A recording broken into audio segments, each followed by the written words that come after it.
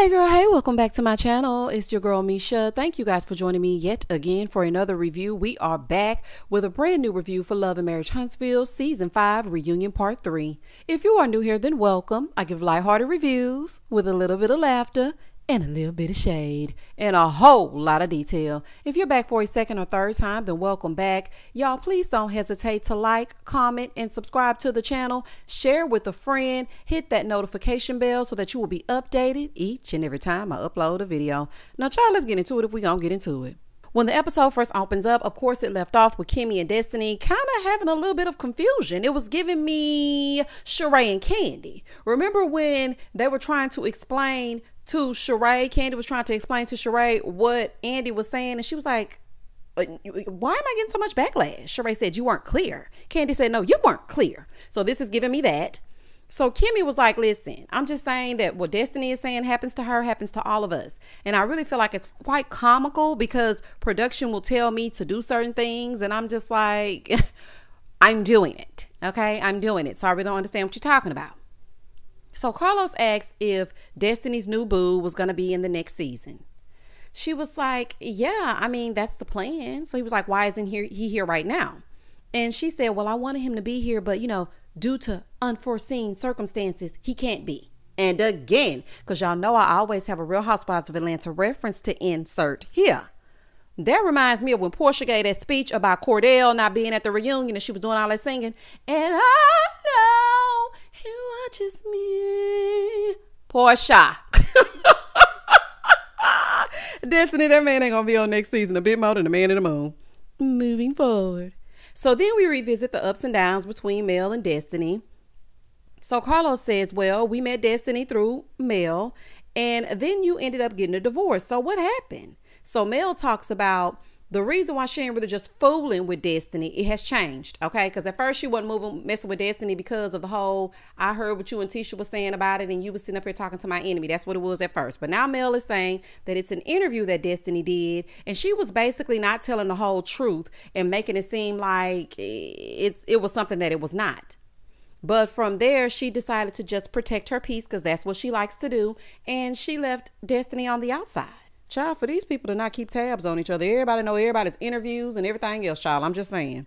So then Carlos asked Destiny what she feels happened between the two of them. And Destiny was like, well, I mean, whatever she's saying, it sounds good. So then he asked Destiny what her opinion was of how they went. Like, where did y'all go wrong, honey? What happened? So Destiny brings up the whole I heard through the wall argument. And Carlos asked Destiny if she talked about Mel through that wall. And Destiny was like, well, why don't you ask Mel what she heard? Destiny, I hate when you do that. Okay. Did you talk about the lady or not? Okay. That's what I want to know. What were you and Tisha talking about that she overheard? Okay. Because we never did get to the bottom of it, honey. What exactly was said? And I was thinking we was going to get to the bottom of it at the reunion, but Carlos was too busy hooping and hollering, child. He couldn't even get his stuff together. So anywho, we'll revisit it another time. Moving forward. So Destiny was like, listen, what you're not about to do is play in my face. And she was like, play in your face? I don't even talk to you, sweetie. And so Destiny was like, oh, I got your sweetie. Well, I don't think she said I got your sweetie, but she said something along those lines, honey. So then Tisha pipes up and she was like, well, I guess Mel needed a storyline. So she made up a lie. Tisha, now this is where you go wrong. This is not your segment. Just let them handle it. See, that's the thing, girl. You insert yourself in things that have nothing to do with you. And then when they unleash them, the beast, then it's like, well, I don't understand why she's mad down to the event. Well, Tisha, they're not speaking to you in this moment, honey. So Tisha said that they were basically talking about things from the reunion, and they were talking about the fact that when Carlos was asking questions, Mel was looking sad. Oh, yeah, I agree with that because Carlos was rude as hell last reunion. Let us not forget calling cold slop the entire restaurant and acting like Mel wasn't nothing. And yes, I said cold slop. I know exactly what I said. I know exactly what I said. So then they started going back and forth and back, honey, about whatever, child. I can't even tell you because I went to go get a refreshing beverage break because y'all know that's what I like to do. And that's how I keep my peace. That's what I like to do, sweetie. And so Tisha said that Mel is a devil in sheep's clothing. Child, not the devil replacing the wolf. I'm not about to play. Tisha, it's a wolf in sheep's clothing. Child, I'm not about to play with her. She was like, yeah, Mel has a dark soul. I mean, I don't hate her. Like, Mel, when you're sad, I used to have love for you. So like when you're sad, Tisha, you just sat here and said the lady had a dark soul. So Mel said, well, you should be grateful that I'm not in your life and keep my name out your mouth, okay? Since I have such a dark soul, you should be happy that I'm no longer in your life. She's like, oh, no, you're not in my life. So child, now they're going back and forth and back. So Destiny feels like Mel does things that are dark, like telling people that she gave Destiny $6,000 for her light bill. So Mel was like, that's not even the question that Carlos asked. My thing is this. If you do something for a friend and Mad Day comes around, you should not throw it up later. If it's coming out of the kindness of your heart, then just keep it to yourself and chalk it up as a loss and know not to ever fool with that person again. Now, you got the never fooling with that person again part right, but throwing up any amount of money that you did to help someone when they were your friend and they were in need of something, that's not cool. And I mean, y'all can get offended if you want to get offended, child, but that's not cool to throw things up like that in somebody's face. So they play the clip back. And for me, I'm just going to go and say this. That doesn't seem dark. I don't see Mel as having a dark soul. Now, that's a little bit dramatic. And sometimes, you know, y'all go back and forth and y'all all do unnecessary things, but I don't find her to be dark. I'm not going to take it that far, child. So Destiny was like, well, I mean, we are not going to make this a one-sided friendship. Like, I just don't understand why you're trying to make it seem like Destiny was needy and broke and I had to help her because she was so desolate and nobody could. She didn't want that going on. So Mel was like, I never said that. It was implied. And Destiny was like, well, that's what it made it seem like. So now they're going back and forth and back. Oh, my God. She was like, well, Mel should have clarified that that's not what she meant. And Mel was like, I don't clarify everything. I don't clarify a lot of things. Even things that are said about me, I don't clarify. And again, so now they're going back and forth and back. This is so childish. Oh, I'm so happy this over, child. I am so happy. Oh, I am so happy. So Carlos asked if the real problem was Destiny and Martell being friends. So Mel said, well, I mean, I was trying to figure out why would you be friends with somebody that's been dogging me out and treating me bad and breaking my heart, and you calling him at 1 o'clock and 5 o'clock in the morning. And I could tell that it did happen because of that smirk on Martell's face. He should not ever sit at a poker table. Because, baby, I see right through him. He was like, what, me? This Martell? Hotel Holt? The one without the bills just license? Me? Yes, Martell, you, okay? You. She's speaking directly to you, honey. So Destiny said, oh, you mean when you hacked his phone? When Mel paused for a second and looked up at that camera, I said, got him. I said, baby, this a fool. Well, Martell didn't do nothing but cheat, honey, so I can only imagine that she had some kind of hackerization going on them phones, child. And he's so silly and so crazy and so dumb, honey, he didn't even know his phone was hacked. And she was like, girl, me? No, never. I would never hack a phone. Me? So she said, well, he did hack my phone. That's what he did do. Now listen to me. I believe that Martell hacked her phone. Because did y'all see how he reacted when he rolled up on her at that restaurant? And another reason why I believe he hacked that phone is because my ex hacked my phone when he got up out of here. They do that. Okay, they do that. So Martell said, hell no, I ain't never hacked your phone. He said when people called him and he didn't answer, it will go to Mel's voicemail and her phone will start ringing. Oh, okay. I see what happened. So you know how you can call the cell phone company? Because, child, Martell's so silly. He probably didn't even realize they were on the same plan or whatever, child. You can call, and we know Mel was the brains behind the operation because she had all the paperwork in place. So she probably knew passwords and everything else. You can call the phone company and say, I want 555-5555 transferred to this number because I'm not going to be by that phone. And they will transfer it to another number. You know, just a little tip and whatnot. So she probably just transferred your number to her phone, child. Moving forward. He said, yeah, everybody knew it was her. So now she just trying to flip it. So Carlos said, so let me get this straight. Okay. You were receiving calls that were meant for Martell? And she was like, yeah. I mean, I guess they did it backwards, allegedly. Mel, I'm not finna let you play in my face. How in the world? So now he done hired some ass backward hackers. Come on now, Mel. When I tell y'all I laughed for at least 30 minutes, not that them hackers hacked the phone backwards. Child, I have never hollered so loud in my life, honey. That's the same thing with you forgetting you had gay fellatio or got fellatio last season, child. Ooh, Mel gonna give me one every reunion if she don't do nothing else. So he was like, yeah, you pathetic. See, this is why I don't mess with Hotel. And everybody's like, you need to get off of Martell. You need to give him a chance. I'm never giving Martell a chance. Y'all want to try to come down on me because y'all think that I do too much when it comes to Mel. I do too much when it comes to all of them. Okay? But the one person who I will always have my stiletto on their neck would be Hotel Holt. How you gonna call the mother of your children, pathetic? Baby, but this part right here was so funny to me, y'all. He said, you pathetic. She said, no, you're pathetic. You and your little ugly shoes. Not the patent leather steppers.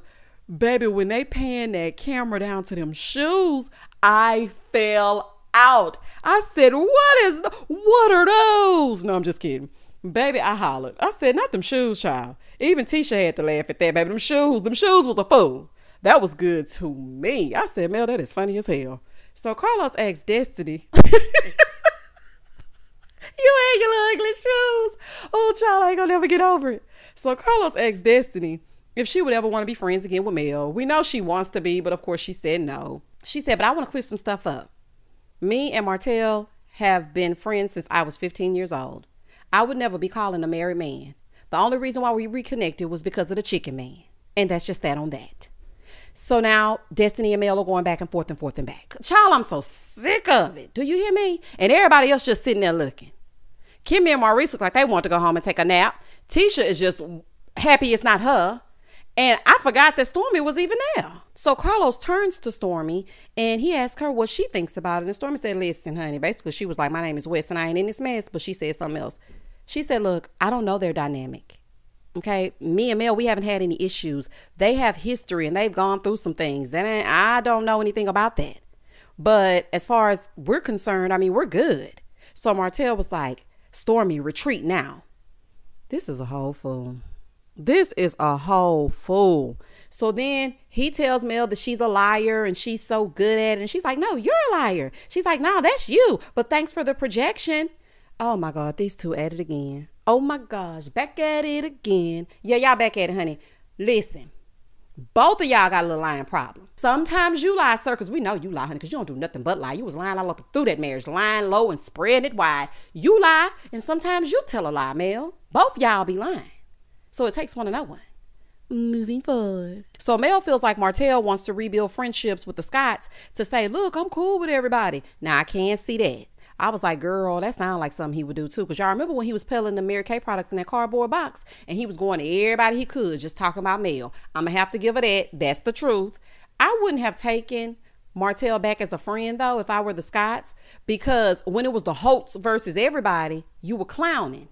Now you want to be cool. Oh, hell no. Honey, it don't work like that. Not for me. So he said, well, I'm just saying if Mel ever forgives someone, don't trust it because she needs something.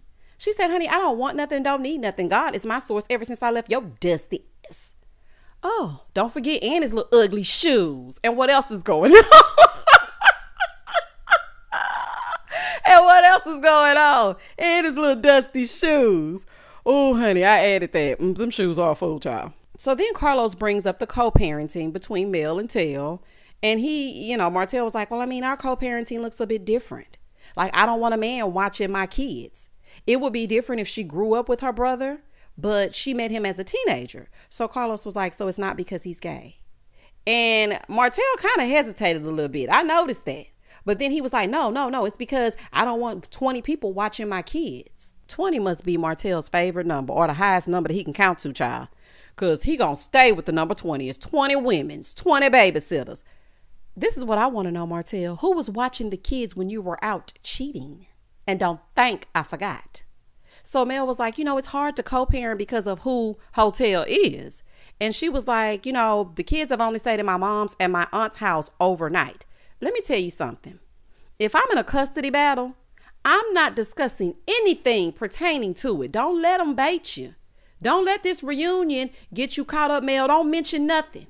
Hotel can talk to your attorneys, honey. Don't even mention it. Don't even say nothing. Don't even say nothing. Because anything you say can and will be used against you in the court of co-parenting, honey. Don't even say nothing. So Carlos asked Martell if asking for full custody was the right thing to do. And he was like, well, I mean, if we can't get it together like this, I mean, it's only right. Because she don't have time for the kids. So whenever she get time for the kids, she can pick the kids up. Martell, So you have time gallivanting down in ATL with she by she who steals from Shein, who steals from everybody else. You got time for the kids? I have seen you out and about on more blogs than I care to count, but she don't have time for the kids.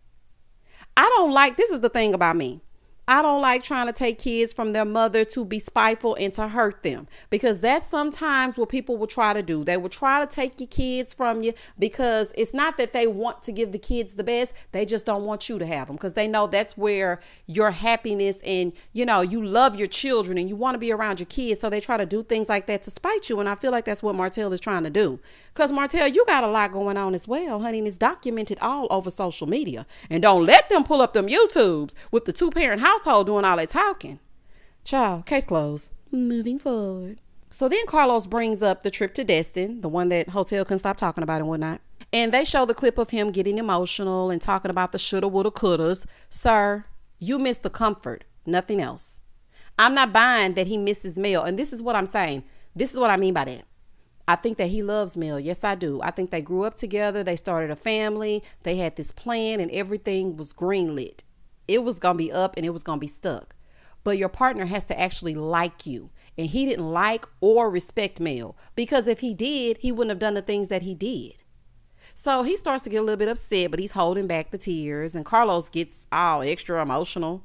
And so he asks Martell, like, there's something in you. Like, why are you afraid to let it out? Because he know two-parent household and she by Sheree watching. And he ain't fooling me. So Carlos starts speaking his speech, saying that Martell is sad inside and he really misses Mel and his family. Well, child, we know that. But the thing is, Martell just kept on doing wrong. It was not a mistake. He purposely kept it going even after being caught. I'm sorry. I just don't feel like Martell has learned his lesson. Yes, he does still care for Mel, and yes, he misses what they had as a unit, because the two of them together, yes, it's chemistry. It is. But at the same time, he's still that same person. You see how quickly he flipped? You're pathetic. Then, child, y'all already know what I'm finna say. Then when he called her a hoe on national TV, y'all know I'm never gonna forget that. So now everybody's snotting, child. Mel is emotional. Martell is trying to save face. Carlos crying. Both Mel and Martell have a lot of history, so of course their emotions are going to surface. But in all of this, again, I will say, Carlos, you are blurring the lines with your relationship with the cast and your hosting abilities. You have to be able to push through your segments and not let your emotions spill over into the show. Because I was just trying to figure out, like, why were you crying? I'm not about to cry for Martell. I'm not. And I'm not about to say that I think that Mel should give him another chance, knowing what he has put her through. Yes, people do change, but he's not there yet. So now I'm not about to just be like, well, Mel, just y'all were so good. Just because y'all look good together and y'all can color coordinate some clothes does not mean that y'all belong together. And that's just that on that. Moving forward. So he asked Martell if he regretted it. And he said he does regret it because, at one point they had the perfect marriage. So then he asked Mel why she's emotional. And she said, just everything, the divorce, the kids. And I never thought that I would have a baby with a man that I don't even like. Mel, when I tell you, I feel you on that. So then Carlos completely loses me. Because Carlos said he feels like when a woman chooses her career and starts rising up, some men feel like, what about me? This is us. What about me? And he's like, the more you rise, you have to remember to hold your man down. Listen to me, Carlos King. I'm speaking directly to you, honey. Mel is not the cause of him cheating. Okay, it's got to be in you, not on you. He wanted to do that. She could have done everything in her power to keep her marriage together, and he would have still cheated. She shouldn't be blamed for excelling. No, sir. That's not how this works, okay? That's not going to fly with me. It's in him to cheat. He was being taken care of after surgery, getting his moniker on to get to the two-parent household, crawling up the stairs to call her. I will cross the ocean for you. And he was doing whatever he had to do to call this lady. And he continued to cheat and continued to cheat. It had nothing to do with Mel rising and her star shining bright. It had nothing to do with that. So he's like, yeah, every husband wants to feel wanted. I get on the men, but I have to get on the women as well. So Mel said, hold him up, swallow him up. Okay. That was not the case. no job or anything else came in between me and him being together, hanging with our friends, going on vacations with our kids. That had nothing to do with that. Like, I stayed pregnant most of my 20s. So I'm not just going to sit here and act like, I forgot about my husband when I started, rising to the top. Honey, I know that's right. And I'm happy that she spoke up for herself, because Carlos stay trying to say some little slick stuff. And I think he thought what he was saying was profound, but no, sir, honey, stay out of married people's business. Okay. Moving forward. He's like, well, no, I'm not saying that. That's exactly what you were saying. But you didn't expect her to respond. That's exactly what you were saying. He's like, well, if you could do things over, what would you do differently? And she said she would listen more. Not that she didn't listen, but she would listen more. And she said, look, no matter what I did, it would never have been enough. I'm not a robot, so I don't know what to tell you. He was going to cheat regardless. Honey, I know that's right, y'all. And let's move on. We go on commercial. We come back, and we're back with the uh-ohs. Hey, y'all. Tiffany, I like red up against your skin. You look pretty. So now we're visiting their 2 scenes that they had this season, child. And Tiffany working and not having time for Louis. And Carlos asks how they felt about the session. Tiffany says she felt set up, trying to be there for Tisha, and everything was all about them. So Marceau trying to be funny, talking about, yeah, I think we trauma bonded about that. Child, it's a fool. So Carlos then asked about Dr. Francis, and Tiffany felt like they were second fiddle, and Dr. Francis wasn't trying to even get to know them. Like, he didn't want to know their story. Is this your first marriage, your second marriage? He basically judged them about her having to take a phone call, but Louis actually knew that. So Carlos said, so how does it feel to be diagnosed as fake? Louis said, look, ain't nothing fake about us. We've shown to be consistent, and whatever everybody else is saying, honey, that's on them. So then he brings up them not getting it in as often as they should, because last season they made it seem like they were jackrabbits, basically, honey, always doing it. Louis explained that, and so Carlos was asking him if he was still frustrated. He said, no, the frustration is gone. And then Tiffany reveals that she's 4 months pregnant. Oh, congratulations, Tiffany and Louis. We know Louis for sure got that frustration out at least one good time, okay? Because, I mean, all it takes is once to get pregnant. But I'm happy for them. And she said it's a boy, and his name is Ace, and it means unity, and he's going to be a person that will tie the entire family together because they're a blended family. And I thought that was very sweet. I really did. I thought that was so sweet. But listen, y'all, Marceau tried to reach out and touch Tiffany. She hit him with the, don't touch me. Baby, she pushed his hand back over to his side so good. So now on to the part that I know is going to bring me to tears. I'm like, okay, let me get myself together.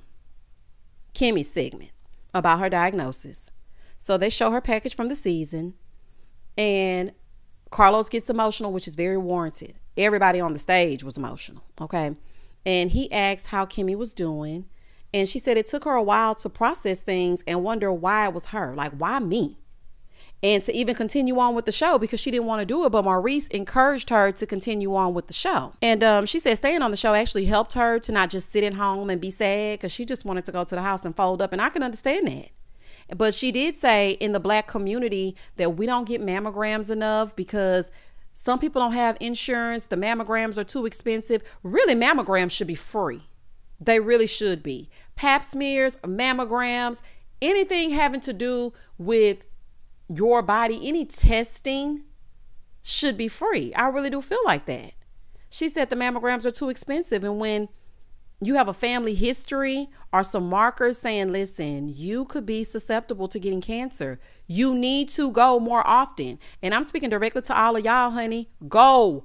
I don't care if they tell you wait until you're 40. I have been getting mammograms since I was 21. I have lost too many people to cancer. I have had 2 biopsies, and now I have to get my breast checked every 6 months. It is important. The sooner you go and continue to check on your health, and not just breast cancer, colon cancer, throat cancer. If something's bothering you, go to the doctor. Go, okay? Because it could mean the difference between life and death. But she did speak life over herself, and she said, I'm going to win at this. I'm going to beat this. And you will, Kimmy. You're going to be victorious. You're going to come back. You're going to tell us all about it. And everything's going to be all to the good, honey. We just got to stay positive. So then Carlos starts to share a little bit, because he said he's a very private person. He, too, lost his mom to breast cancer. His mom actually loved Marriage Huntsville. And his mom didn't go to the doctor. She went through it alone. But Kimmy's honesty on this platform has helped Many other women get checked out. And so he's so proud of Kimmy for actually being transparent and letting us in on that side. And I have to say, she definitely has helped people pay attention to their bodies and not put it off. And I want to say to you, Carlos, my condolences to you, because I know that it's never easy to lose anybody, especially a parent. And breast cancer is just trying to take us up out of here. We got to change our eating habit, honey. Y'all implement some black seed oil. Start taking your sea moss. Start doing whatever it is that you can do to take care of your body, to try to make sure that if anything does happen, which we're not speaking that it will, you can catch it right away and you can fix it. So you can be around for years to come. Okay, I'm sorry. Let me get off my soapbox, child, but I could talk about that all day. Moving forward. So as the reunion comes to an end, then he lets them know that he is obsessed with all of them, child, and it shows. And he tells them that he cares for each and every one of them, and he will see them back next season, and for the millimeters to leave him alone. Woo! And that was the end of the reunion. And that is officially a wrap for me with Love and Marriage Huntsville. Honey, y'all can have it. Now, this is what I want to say at the end of this review, because I am officially done with reviewing Love and Marriage Huntsville. You will notice that the comment section is turned off. Okay, and this is why. On Tuesday of this week, there was something on social media that Maurice from Love and Marriage Huntsville decided to put together, and he decided to speak his speech about who he watches as far as the Love and Marriage Huntsville reviews are concerned and all that jazz. I don't follow Maurice on social media, so I was alerted by one of my subscribers that he had mentioned my name. I went to check it out, and from there I was attacked. I was DM'd some vile things. I was straight up harassed. Let me just make something very clear to all of you. I have always been unbiased in my opinion about Love and Marriage Huntsville. It is an ensemble cast. Please go back and review reunions and reviews from when I first started my channel. Nobody, to me, is above reproach. I don't know the Scotts. I'm not on their payroll. I don't hang out with the Scotts. I am from Houston, Texas, not Huntsville, Alabama. They both begin with an H, honey, but we are not the same. For him to give me a compliment, even some people that are subscribed to me responded negatively. And I have never done anything to anybody.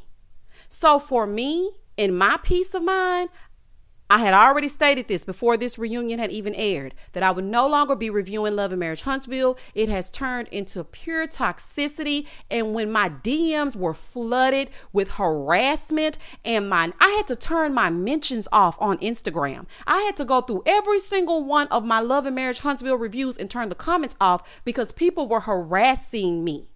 I don't appreciate it. It is okay to like whoever it is that you like. But at the end of the day, the people that create content, we're real people too. We do this for your entertainment and not to be attacked. It was an imaginary, fictitious award. Okay? It was a compliment. That doesn't mean that I am the end all be all, and that doesn't mean you start an attack. Now, for those of you that did it, you know who you are. And for those of you that rock with me, I appreciate each and every one of y'all. It's not y'all. It's not. But I said to myself, 2023 will be my year of complete peace. I am going through my own personal struggles. Okay, I got my own martell. I ain't got time to be fighting everybody else's battles. Okay, I didn't ask for that. I don't know Maurice. I appreciate the compliment and I moved forward. So I'm going to go ahead and end this review. And I just want to say to all of you that are watching, thank you for rocking with me through Love and Marriage Huntsville. We will fill this slot with something else on Saturdays. We have Love and Marriage DC coming up. And when Love and Marriage Huntsville spins the block one time for the one time, then we probably just go live and talk about all things life. Because baby, y'all will not bring me down. And that's just that on that. Please don't hesitate to like, comment, and subscribe to the channel. And as always, stay safe, stay blessed, spread love, not germs. Peace.